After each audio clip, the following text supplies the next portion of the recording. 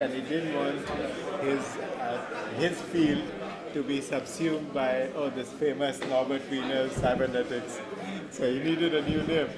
Well, he told me that the DOD forced him to find a new name.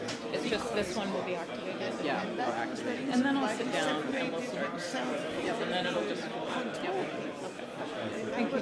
There's all systems engineering, Mezarovich, Yeah, I told her I think she's planning on coming for the whole thing, but she may be a bit late. Okay. So we do have John didn't want to, yeah. because that's why he didn't Okay. learning is. Okay. Her son and daughter-in-law took the seats. I wonder if CJ is coming. Let me just go see if CJ is. Students watching this. It's the commander.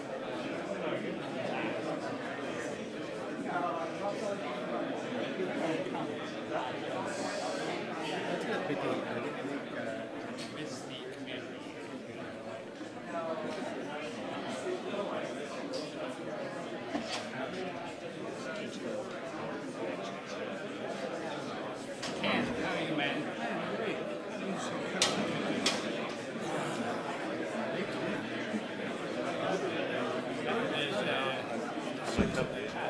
Two employees on this grouse. Are they watching? Okay, good. Yeah, on Twitter, I got tons of good traction. I was stuck in You figured out good, the way you fixed it. Yes, thank you. 250.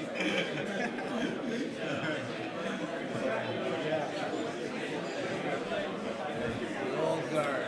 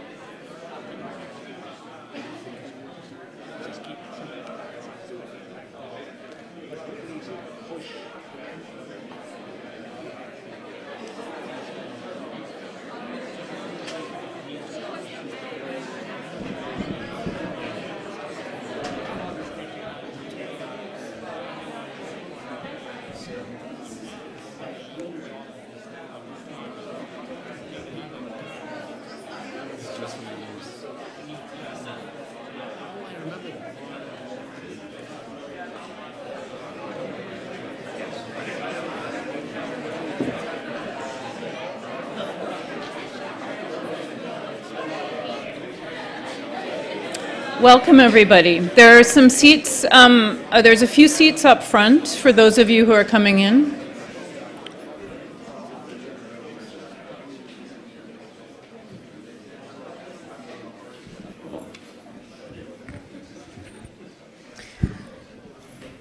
Yeah, there's one or two seats up front. Welcome, everyone. So for those of you just coming in, there's actually seats right here in the front. Please feel free to take them.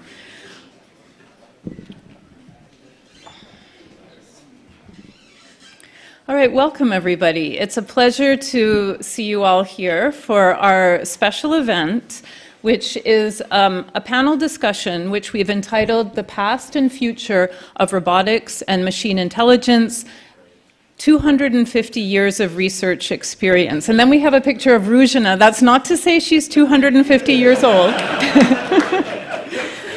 But in fact, Ruzena just had a milestone birthday. She turned 90 earlier this year, which...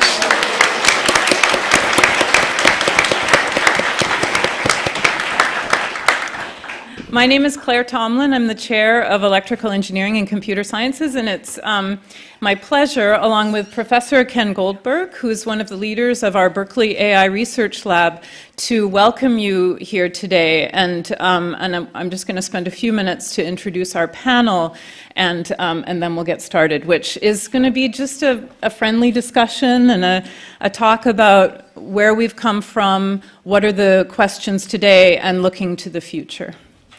So I'd like to start by introducing our special guest, our two special guests. First, Professor Ruzena Bajcsy and Professor Rod Brooks, as well as our other panelists. I think many of you know these two people well, but let me say a few words about both Ruzena and Rod. Ruzena came to the US to do her PhD at Stanford in 1967. She worked with John McCarthy, and she worked at a time when AI was beginning or changing, and it was a really interesting time and a really interesting point of view that she gained from those years at Stanford. She then moved, she came from Czechoslovakia, where she had received a PhD already, and she was recruited to do a second PhD with John McCarthy. In 1972, she graduated and she moved to the University of Pennsylvania. And at UPenn, Ruzena started something known as the GRASP Lab. And I actually have to acknowledge Ken's role in this name, GRASP. It's wonderful, right? It's General Robotics and Automation, including Sensors and Perception. And Ken, who was an undergraduate at that time, or over those years, coined this expression. And then Ruzena, she worked for 28 years at UPenn before she moved to the NSF, where she led SISE, the Computer and Information Sciences Directorate at the NSF. And subsequently came to Berkeley, and she's been at Berkeley since her retirement in 2021. Ruzena is a leader in an area called active perception. She really invented active perception. The idea that you can bring computer vision and perception, and you must bring this computer vision and perception together with motion and physics and robotics to really think about how we should use robotics to perceive the world, and really blending those two. She did a number of amazing things over her career, and she has been recognized by the National Academy of Engineering, the American Academy of Arts and Sciences, the Institute of Medicine, the American Philosophical Society, and she won the Benjamin Franklin Medal. I'd next like to introduce Professor Rod Brooks. Professor Brooks, he is the Panasonic Professor of Robotics Emeritus at MIT. He's now living out here in the Bay Area. He has a house in San Francisco, which we just learned is Waymo unreachable, which is actually going to be kind of lucrative for Jitendra later this year. He can tell that story. But Rod is a serial entrepreneur. He's been a professor at MIT for a long time, but he's also known for founding amazing robotics companies. Right now, he's the CTO and co-founder of Robust AI, which works in warehousing and manufacturing, and really thinking about how to bring humans and robots together in a sensible and clever way, and AI together in a sensible and clever way to solve these challenging problems of today. He founded iRobot. He was a former CTO of iRobot. He also got his PhD at Stanford. And then he was a professor at Stanford, CMU, before moving to MIT. He's a former director of the MIT AI Lab and CSAIL at MIT. His area is in her research area, again, many research areas, computer vision, AI, robotics, again, recognized by the NAE, the American Academy of Arts and Sciences, the Australian Academy of Sciences, and Australian Academy of Technology, Science, and Engineering. He won one of the recent awards in 2023 is the IEEE Founders Medal. So I'd like to welcome our two special guests, and And introduce also Professor Jitendra Malik and Professor Shankar Sastry, who are joining us on this board. And I won't give lengthy introductions of Jitendra and Shankar because we really want to get to the panel discussion. But, you know, because I'm going to forget at the end, and I already had this, but Ken reminded me, I'd like to just thank all of the EECS staff who made this possible. Many of them are here working behind the scenes. Josephine, Bennett, Tom, Heather, just many people who helped set this up, and I'd like to thank all of you. I'd also like to thank two special guests in the audience, Ruzena's son, Peter Bajcsy, who's here in the front, and her daughter-in-law, Ruzena Bajcsy, who came out to be part of this celebration with us. So thank you very much, Peter and Ruzena. So with that, we're going to get started. And I am going to pass the mic to Ken, who has the honor of kind of starting us off with a discussion. Well, thank you very much, Claire. I appreciate this. And I want to thank you for conceiving and putting this whole event together. You absolutely you had the vision to do this. And so thank you for making it happen.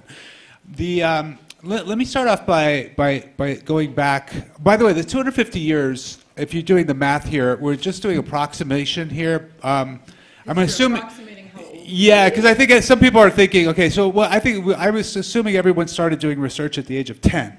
Okay, so but Ruzena, I think everyone's heard of Mechanical Turk. We normally think about it as this new thing, but it's actually the original Mechanical Turk goes back to 1770s, and Wolfgang von Kempelen had the chess-playing robot, and that originated from Bratislava.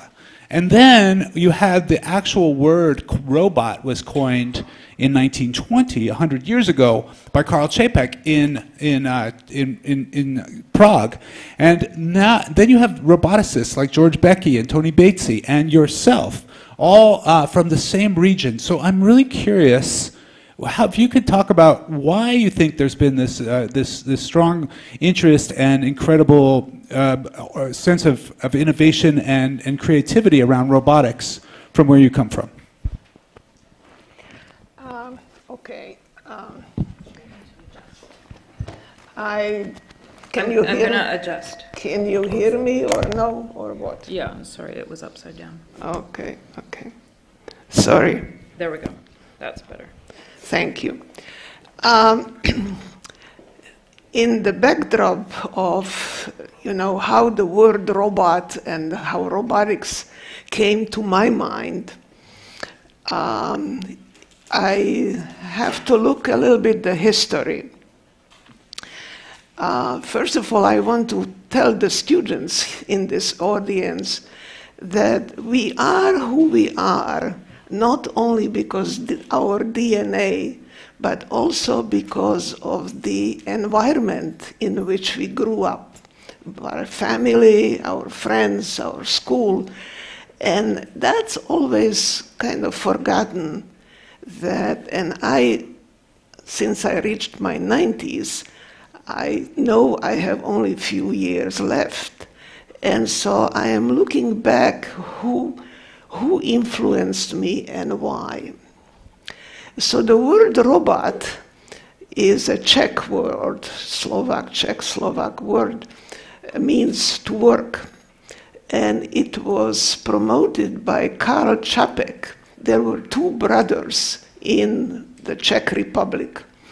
And the one was a writer, and he wrote about, and he was motivated by, this is 1935, remember, there were all these pictures of the Nazi soldiers marching, and they were like, marching, and there was no elasticity in their behavior. And he felt that the analogy of these soldiers, these men marching, reminded him a artificial, mechanistic system that kind of obeys the order, and that's when he invented the word robot. So that was one influence. Now there was another influence around the same time, which I recall from Vienna. There were people, and Professor Full, probably, please correct me, but there was an effort among some of the Central European biologists to come up with some mechanistic models of the behavior. So one of them was Ashby, who created a maze, a mouse maze. The influence was actually from Russian Pavlov, who had well, you see my memory, the conditioning. And so that kind of influenced some of the thinkers, like Norbert Wiener, who lived in Vienna, to mimic this kind of mechanistic behavior. So now, thank you. Completely different influence came from the systems engineering people, and that was motivated primarily from the chemical engineering, that both in Soviet Union, and I remember Pontryagin. Do you remember the name Pontryagin? Yeah, he was one of the first people from Eastern Europe who really talked about the modeling of the chemical flow. So he brought the idea of systems engineering. Similarly, there were some mathematicians in Eastern Europe. One of them, I remember, was called Zetlin. He had a beautiful paper about teaching automaton. I mean, learning, if you think machine learning is an invention of the 2000, no. Machine people talk or thought about machine learning for some times, and I will tell you why for a while it wasn't very popular. But the automata theory was starting to flourish, and Zetlin had the idea was that the teacher would be an automaton and the student would be modeled as an automaton, and they would be interacting as teacher and student through this automaton, changing the states of the automaton. So my influence would come from all of these people, and I studied in Bratislava in Slovak Technical University, and it was only linear systems. Non-linearity was out, never mind, it was linear systems. But I was very fortunate, actually, was taught by two mathematicians who were in the technical university, and I will tell you why. And one was Igor Kluvanek, and the other one was Mishik.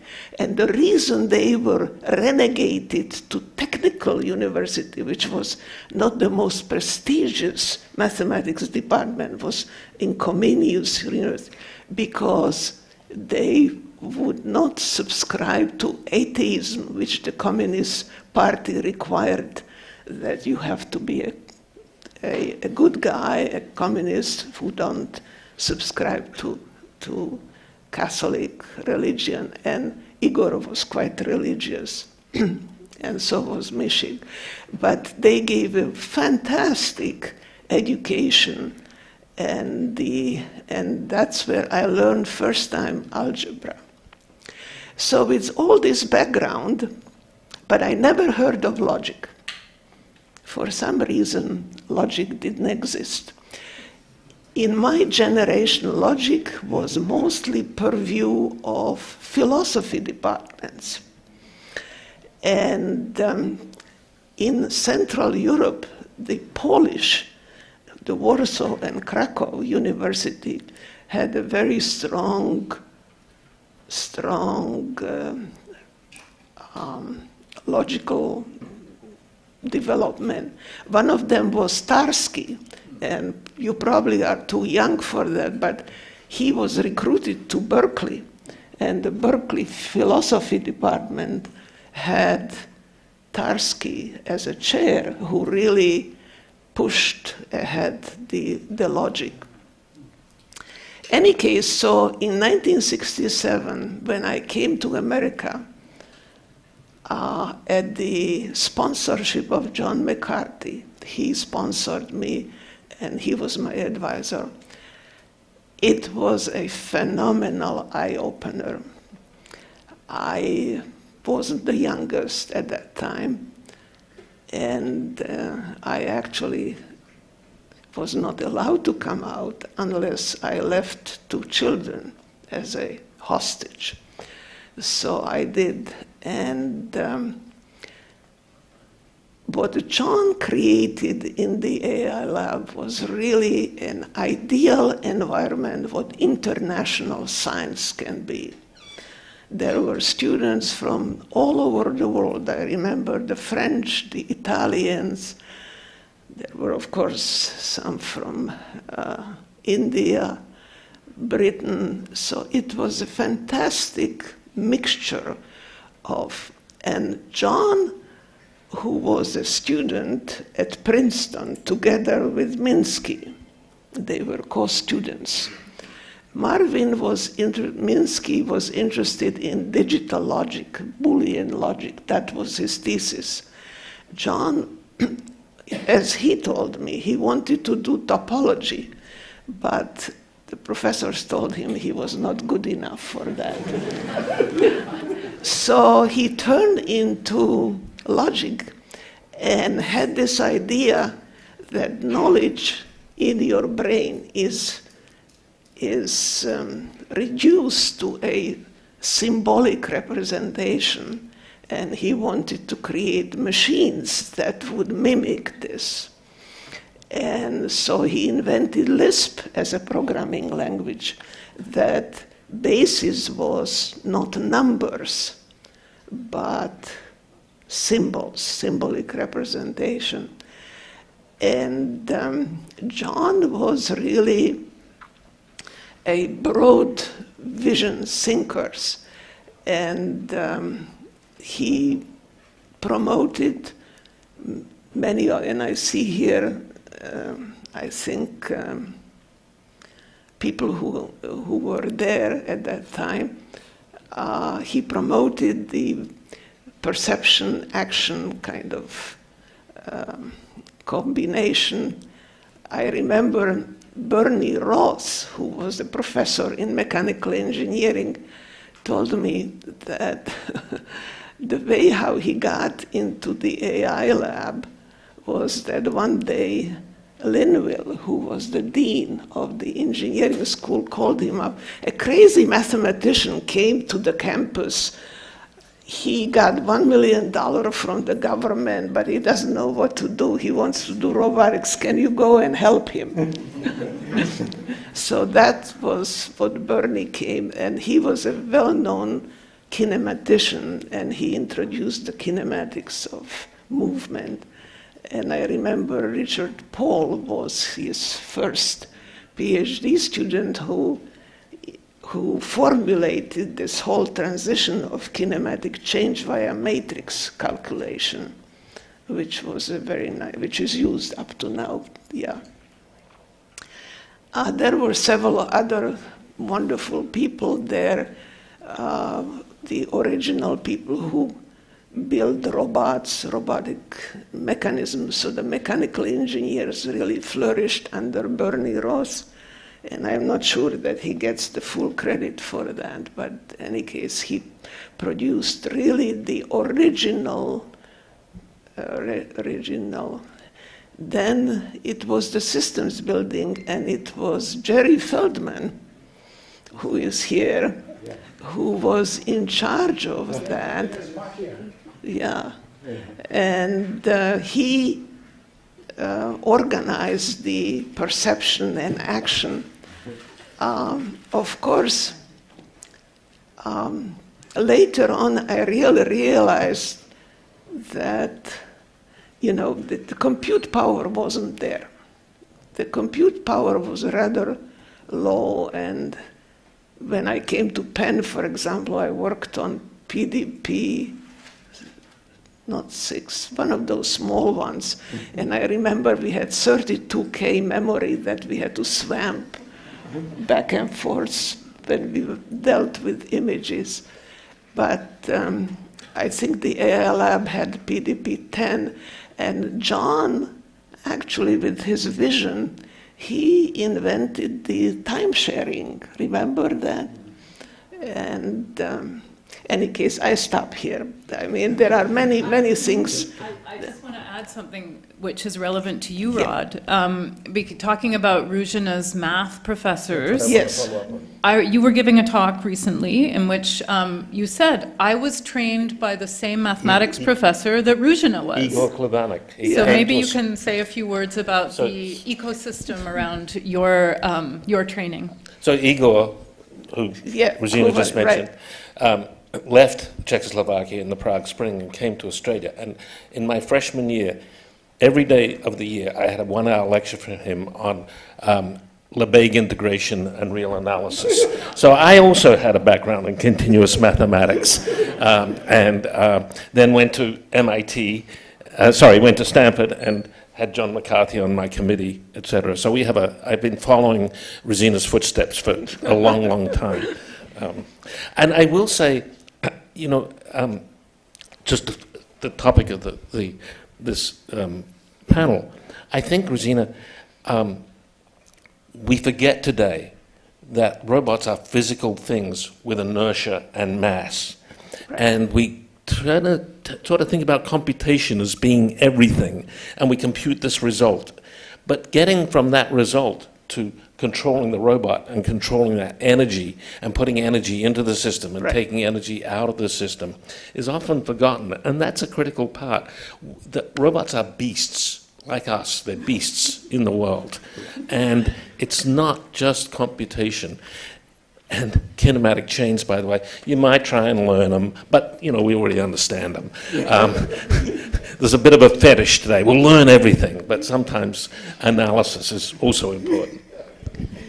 Thank you, Rod. So I'm going to move on and ask Jitendra about active perception. I'd like you to talk about, your work, but in the context of, Ruzena's kind of historical perspective of, because you gave a faculty research lecture recently in which I would say it was one of the most beautiful explanations as to why we tie together the physical world with perception. Thank you, Claire. So I want to start first with a personal story about Ruzena, because I think I first met her in the mid-80s or something like that when I was starting assistant professor at Berkeley. And at some conference, I don't know if Ruzena remembers, but I remember very vividly. Because normally when you go to a conference, you're a junior person, you're sort of hanging around with other junior people, and the senior people basically don't want to pay any attention to you because they want to hang out with the other important people. And but Ruzena was different, and she, talked with me for half an hour about what I was doing, and I was just like, wow, okay, here is this person who's actually paying attention.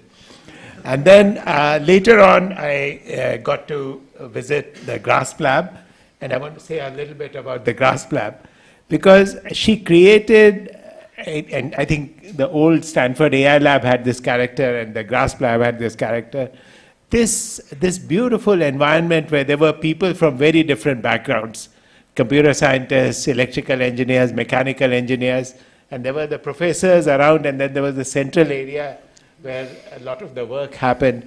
And it was just beautiful. I think this is there was like a model of interdisciplinary work. And then she also had this connection with the cognitive science group Right. at UPenn, which was very active with all the linguists. It was sort of hotbed of the old style linguists. Right? Chomsky is a product of UPenn. So I wanted to mention that because I think it's sort of a reminder to all of us that when we become senior and famous, you should not forget your duty to be nice to young people and to mentor them, and not just sort of hang out with the other famous people. The thing. So let me now talk about Ruzena's scientific contributions.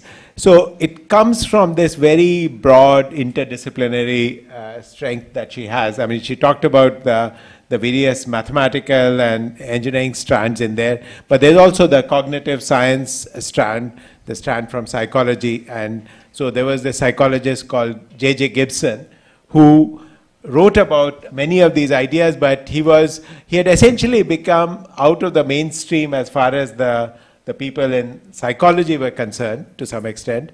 And in computer vision, we had arrived at this formulation where by the 80s, vision had got separated from robotics. We were doing vision, and then you sort of throw it over the results over the wall for robots to use. And the exceptions were actually these two people. I think Ruzena's work and Rod's work, which was, and I didn't really appreciate it until 5 years ago. But I think they were right then, which was, I spent too many of my years doing vision, qua vision, but I should have listened to Ruzena and Rod earlier. But anyway, so this idea that perception is not just a static thing to produce a representation, but it is embedded in this control loop. This line we see in order to move, and we move in order to see. And Ruzena's lab developed these tracking systems and with multiple, stereo heads, etc., etc. So it was a very popular thing in the 90s. Then it sort of, I think, it was sort of an idea before its time. And sometimes there are ideas like that. And now we see the revival of that. I mean, if we had more time, I would show you some work from our collaborators, which are on rotating an object and looking at it and touching it, and as a result you build up the 3D representation. But the perception and the action are very closely embedded. Well, I will try to add that Jitendra and a few others took advantage of this interaction with psychologists, and we were very fortunate in our environment. We had Jan Goldberg, who was a I don't know how to label him. He was a real cognitive scientist, but with deep mathematical and physics skills, and he promoted in Europe very much the symbiosis between. Although, as I mentioned, there was a tradition. And not completely new this, what Jan Goldberg was doing, but it had a deep influence on computer vision. By the way, also I want to mention to you that initially the whole computer vision area started as two-dimensional images, pattern recognition, classification, of microscopic images in medical area, cell images, or for that matter, X-rays. We're looking at these simple X-ray images, classification. And satellite images were a big source of classification. And it was the Stanford AI lab, and I don't really remember who started it, who said, 2D is not good enough. We have to think about the 3D. How to reconstruct 3D? And if my memory corrects me, it was at MIT. First was the results from projective geometry using the T and L's conjunctions. Do you remember those? And they were reconstructing, and then came shading, Berthold Horn, and his company, and then came David Ma, and then, of course, he wanted to connect it to neuroscience quite a bit. Unfortunately, he died. But then there was also the optical flow as a way of reconstructing 3D. So vision went through a lot of these, how should I say, transformations, if you wish.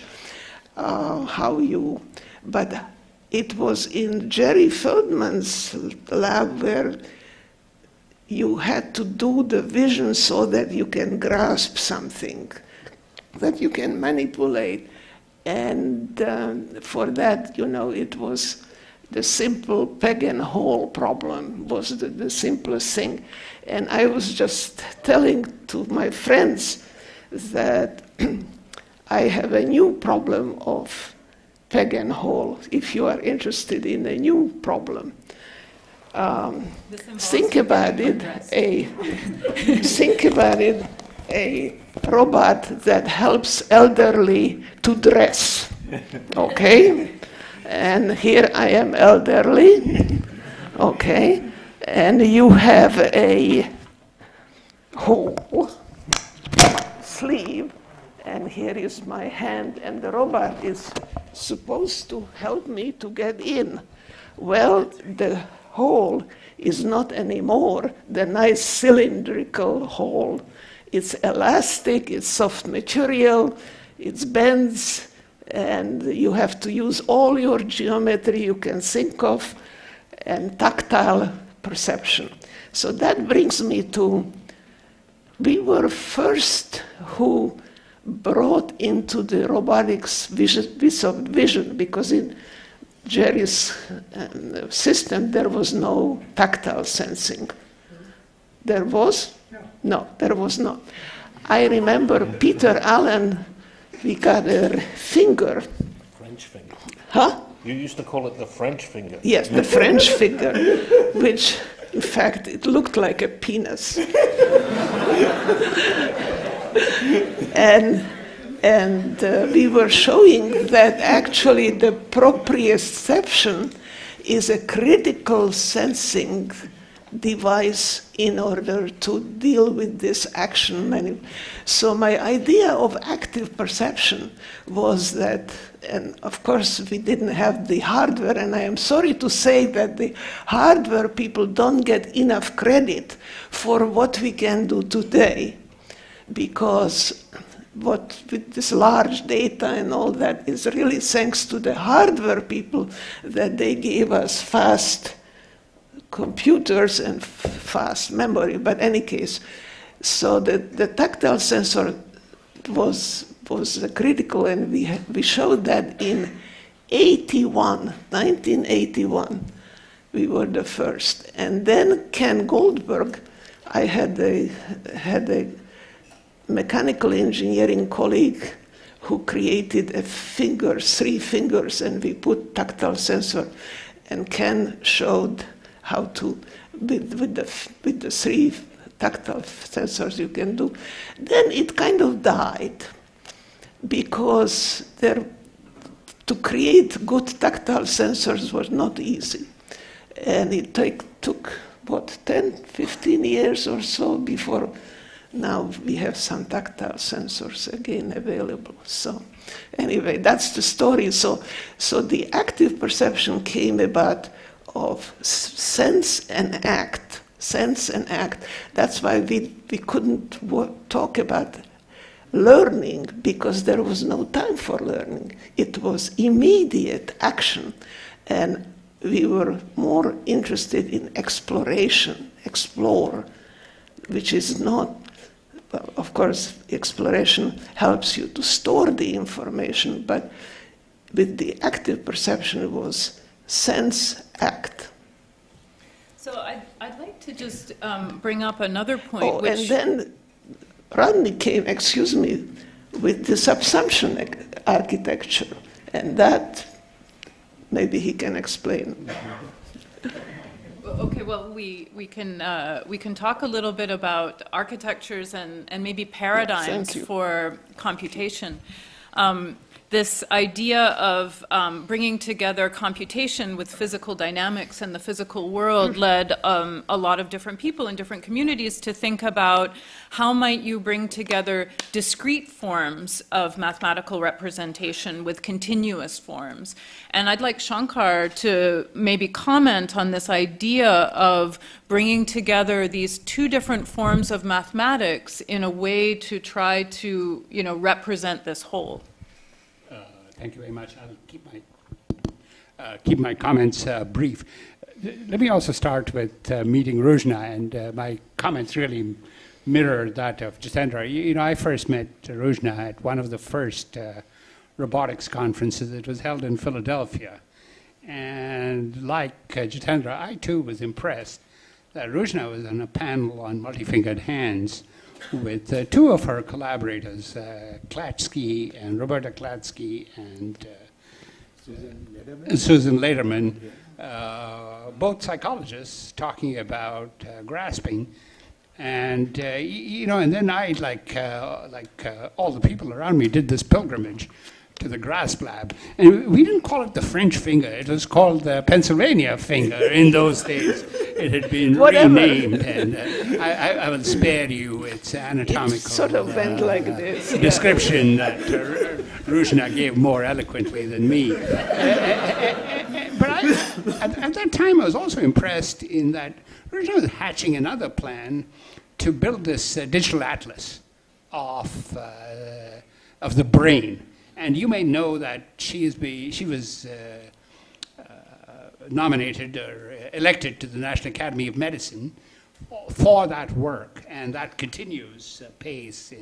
But anyhow, so over the years, we were very inspired by GRASP, and we tried to, Jitendra, Ken, Ron, and John Canny, and others, we tried to build some of this here. And we stayed in touch, very good touch with Ruzena. And then I think in about when we were doing this highway automation project, we had heard that Ruzena was lighting a fire under various federal agencies, in this case the Army, about combining continuous action and discrete thought, and really sort of marrying logic with continuous action differential equations. And she had recruited, among other supporters of this, a really grand logician at Cornell called Anil Nirode, who some of you may know from big theorem on these Nirode equivalence classes and so on and so on. Systems. And between the two of them, they had returned to this agenda of combining logic and logical reasoning, which the McCarthy said was really what learning was all about, and sort of the mere control theorists solving differential equations and proving properties and so on and so forth.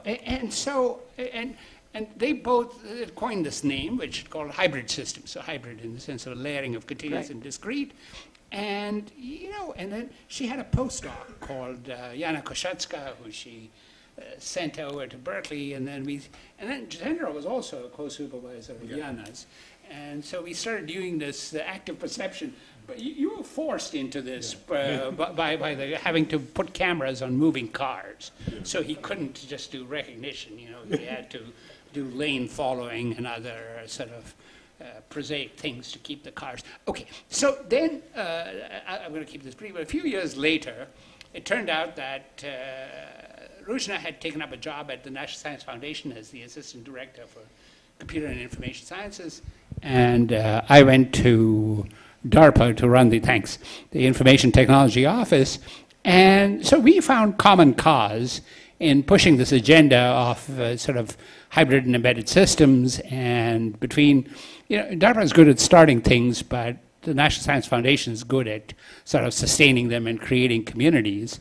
And I think this was really a good spark that we lit. It was at a time of peace and prosperity. There was money for IT research. There was a big Clinton-era program on ITR, which I think Susan had something to do with recommending the Clinton administration to do. But as a result of this whole sort of cyber-physical systems, and then what later became the Robotics Initiative, was really both federal investment at the US level and EU, Korea, Asia, China, all jumped in. And I think that this whole agenda is alive and working, and now with this sort of neuroscience overlay on top of it, it continues to be sort of a thriving enterprise.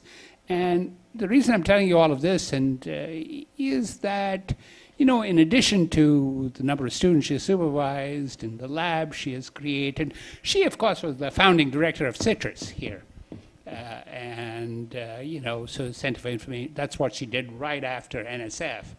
So, you know, I think the measure of a person and a great career is really sort of the impact and the lasting impact that one has on the field. And, you know, we never got to really thank Ruzena when she graduated, she retired and moved back to Philly. So I feel this is our chance to thank her for bringing her considerable talent.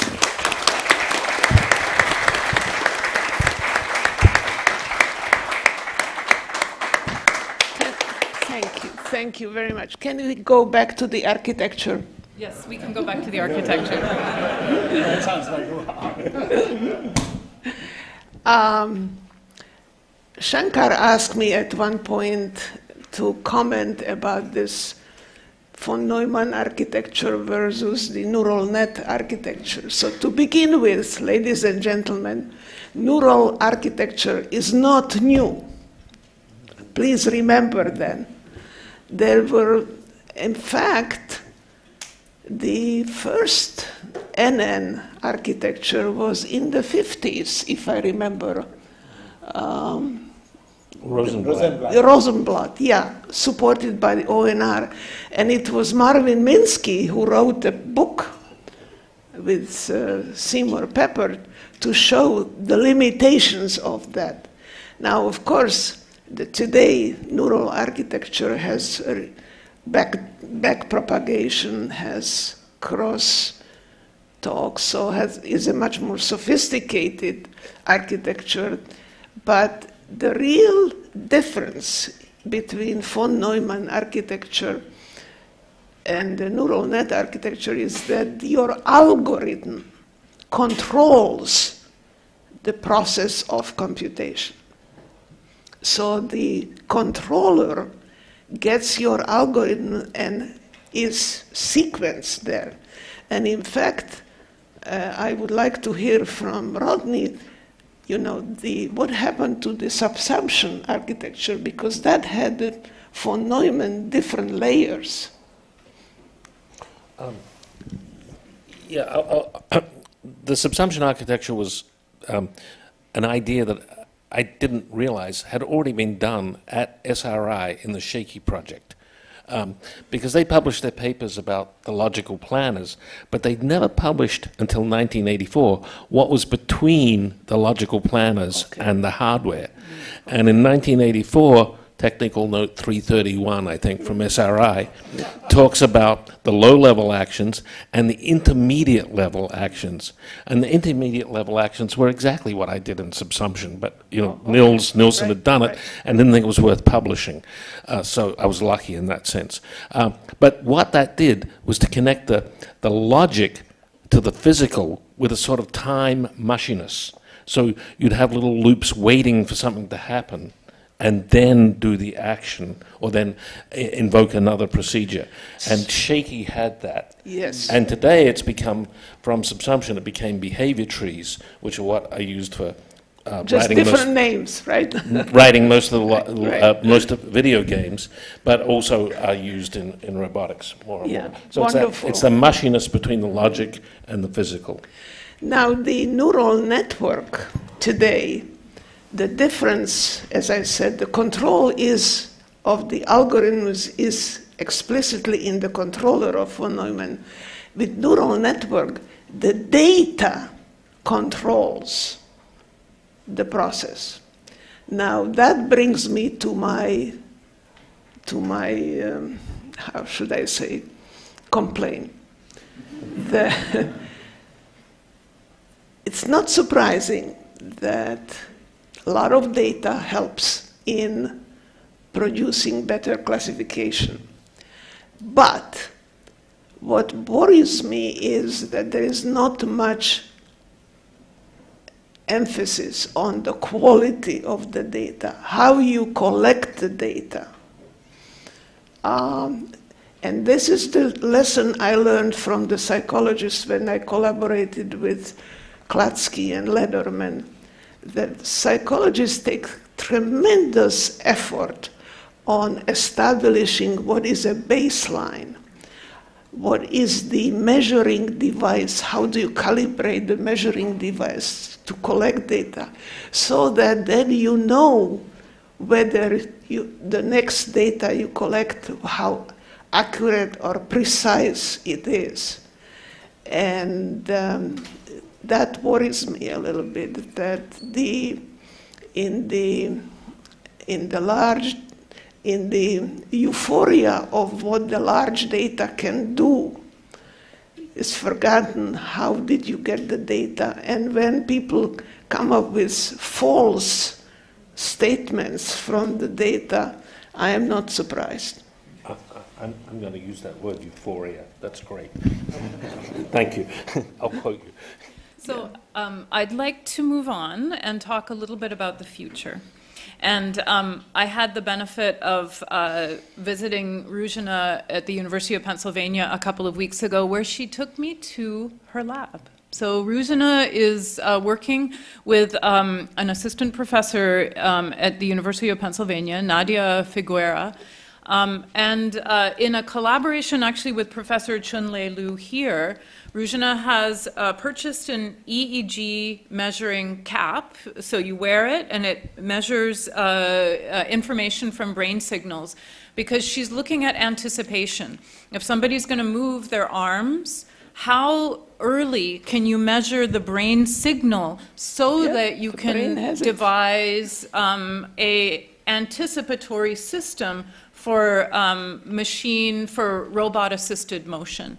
I'd like, in these last few minutes, to have the panel just say a few words about the future. And I'd actually like to start with Ken, my co-organizer on this panel, as he has this wonderful experience of academia and industry. And so he's really pushing these two things together. Thanks, Claire. Well, first I want to say it's such an honor to be here, and with the people I've looked up to all these years. I have a quick story too, because I walked into Ruzena's lab at UPenn now 40 years ago, and I remember the French finger and the problem, that she got me started on, the problem I've been working on grasping. I've been working on for ever since. So I've been slogging along on that problem, just being able to pick something up for 40 years. But I want to say, one of the things that I also want to mention is that Ruzena, there was a point when we all celebrated something and we gave her a t-shirt and it had blazoned across the front, results, because she was known as Results Ruzena Bajcsy. And that was because you would go in and start to show her something and she would say, "Where are the results?" So she taught me a lot about being a great advisor. She had a lot of mixed, very, very heterogeneous, diverse group in the lab. Great people like Peter Allen and Eric Krakow and Hugh Durant-White and Max Mintz, Lou Paul, Vijay Kumar, Dan Kodachek. There was just this wonderful stream of interesting people coming through, and also Europeans that would come through, like George Chirault, who has actually brought us the French finger. And so what the thing was it was such an interesting environment. And what's interesting is how much that same spirit is still alive, and I would say informs my work and my students in my lab today. And we actually are just working on a paper about interactive perception. And so we found that over the past 5 years, the projects we've developed all had this common structure, this pattern, that we were learning the interactive perception policies, but using deep learning, but they were the same idea that we had to actively move the environment in order to improve the perception. And so it really was rooted back in that early point in time. So in terms of the future, I have to say I think that we're in this interesting moment where the generative AI has exploded. For many of the younger generation who are here, that's what they know, and they see it, and it is a breakthrough. But it's so fascinating to put it into a context of the many years of research that have gone on, and I would have to say many of the excitements and also dashed hopes that came along through the years. That we saw things that were super exciting, and we dove in to get excited about them, and then they didn't quite live up to the expectations. So I see progress as being this punctuated equilibrium, that we see these plateaus, we see the breakthroughs, and then there's these long plateaus where they get worked through. And so it's interesting to I think that is helpful, and I think it comes back to what Rod said, that it's so important to not throw out everything from the past. That these ideas, the control theorists, the logic, these pieces, kinematics, inverse dynamics, they're actually very, very important. And the question is, how can we bring them together with all these new techniques? Yeah. Can I say the last words to the students, in particular in this audience? When you are young, study mathematics and physics. It's very important, and you have the brains. You are a selected group here at Berkeley, so study it. Once you go to graduate school, you have tools from mathematics and physics. But then take advantage of the wealth of what this university offers you, which is not only in the engineering. Look at the psychology, look at the neuroscience, look at the economics. Take advantage of the intellectual wealth you are surrounded, because, and I am 90, you never know what you will need between now and 90. And I would add, let me add the, don't forget the arts and the humanities. I think those are also, well, sure. Yes. Now, number 2, be honest to yourself. I am not a mathematician. I love mathematics, but I never was trained how to prove theorems.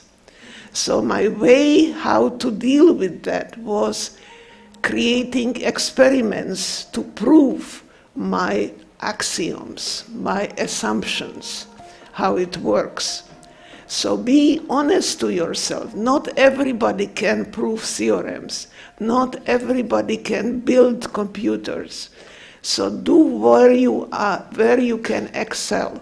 There is a lot of stuff to go. Now, as Claire mentioned, I am at Penn. Penn has a huge medical establishment. It's really the 800-pound gorilla on UPenn campus. And it's number 2 in medical schools now, in ranking, after Johns Hopkins. So, and the engineering school is a walking distance to the medical school. So I'm taking the advantage of what they study, what they know, and how can I use it. So for example, I, as an elderly person, have a hard time to get up, change my configuration. My muscles are not strong. There is a muscle institute at Penn that focuses only on the muscle. And remember, muscles are everywhere, are not only on your limbs, but it's on your necks, it's on your mouth, everywhere. So, and your physics knowledge helps there, because muscles are like springs, and you can study them very much with their elasticity. Now, of course, they are controlled from here.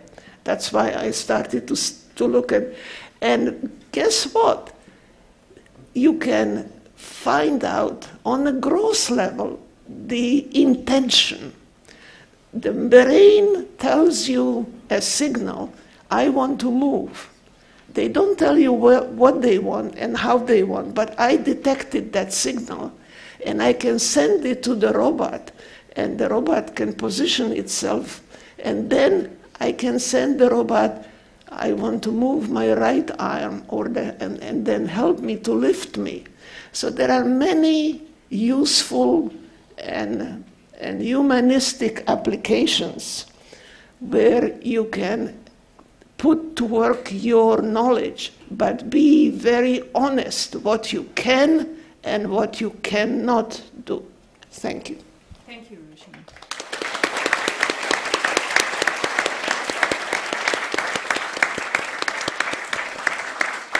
All right, so we have a surprise for Ruzena, and actually for all of us here. And to present that surprise, I'd like to invite the Dean of Engineering, Professor Sujay King Liu, to the podium. Wow.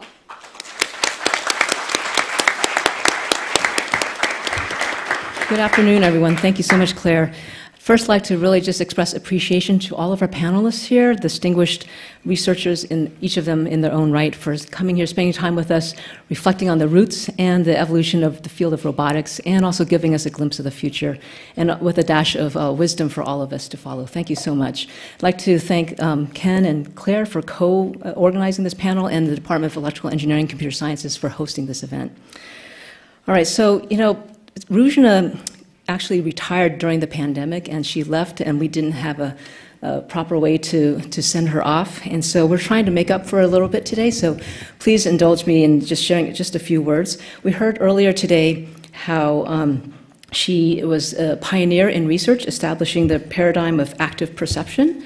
You probably maybe not all of us here know that she actually was a pioneer of first of her kind in many achievements. She was the first woman to hold a PhD in electrical engineering in Slovakia. She was the first to recognize and develop the concept of active perception, the first to develop a digitized autonomy atlas of the human brain. This is what I think Shankar mentioned. She was the first to formalize robotics into a sound scientific discipline with a rigorous mathematical framework. She was the first to integrate the disparate fields of neuroscience, applied mechanics, and computer science. And she was the first researcher to fully understand and integrate the neurophysiological research on human grasping into a functioning robotic hand. And she was one of the first to build motorized stereo heads with multiple degrees of freedom controls, including translation, pan, tilt, and zoom. And she was also the first woman to chair the CIS department at the University of Pennsylvania, the first woman to head the Directorate of Computer and Information Science and Engineering at the National Science Foundation. And the list goes on. And all that she achieved before she came here to Berkeley in the year 2002, which is more than 20 years ago. So we were so fortunate that former leaders of this college and the department recruited Ruzena successfully to come to Berkeley to become the inaugural director of CITRIS, the Center for Information Technology Research in the Interest of Society. And together with the chief scientist, Professor Jim Demmel, she built this organization from the ground up. She established productive relationships among a very broad stakeholder audience of technologists and social scientists across multiple campuses, so not only at UC Berkeley, but at UC Santa Cruz, UC Merced, and UC Davis. She worked tirelessly to do this, motivated by her long-standing commitment to develop technology with the goal of helping people. Now, you've heard some anecdotes of some examples of how Ruzena has helped many people, mentoring even future generations of professors. I have an excerpt from one of her former students, who's now a professor at the University of Illinois. She writes that anyone who has met Ruzena knows that she is a force of nature.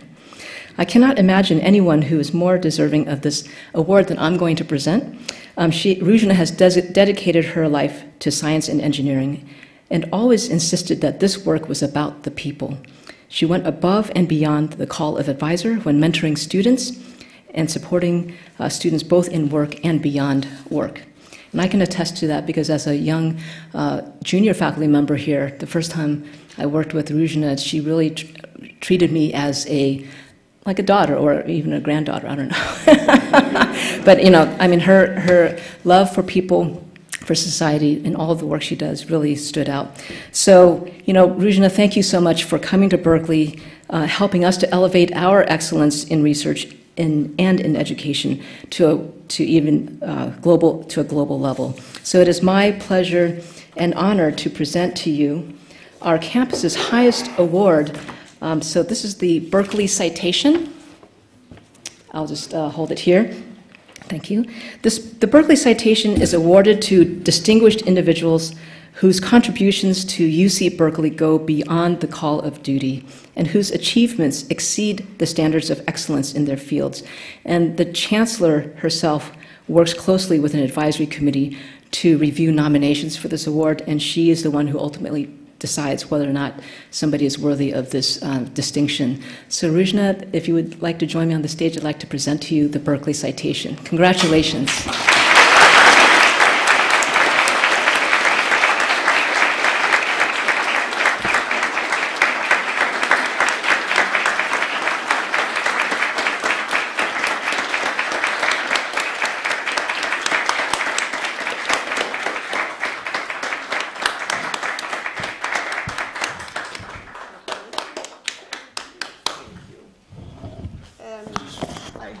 Young people, oh, okay.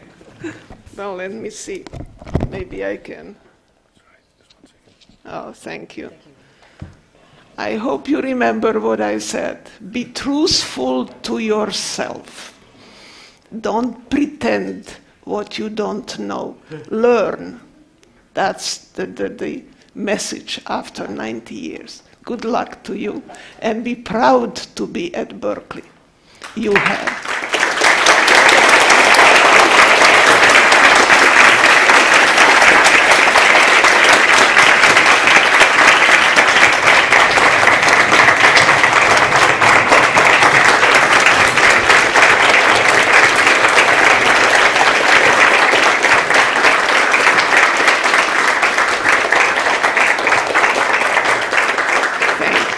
Thank you, thank you, thank you.